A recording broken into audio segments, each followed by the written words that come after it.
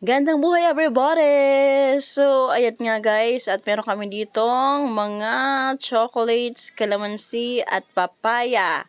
Ayan, pinapasalamatan ko nga po pala si Miss JV TV or si Host JV sa mga binigay niya sa amin ni Habing pabitbit nung pumunta kami sa kanila. Nako naman yan. Last December pa yun guys. Huwag kayong late talaga yung upload ko. Ayan guys. So tingnan nyo naman.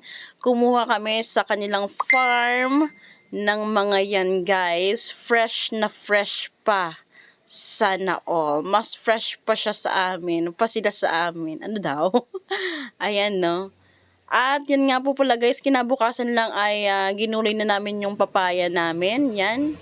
Napakasarap talaga naman yan kapag ka libre. Sa uulitin Host Jay, sana maraming pa dyan yung ibigay mo sa amin. Charing. Thank you, Ma'am JV. Sana susunod na yung pakikita ay matagal na tayo magkasama. Mwah.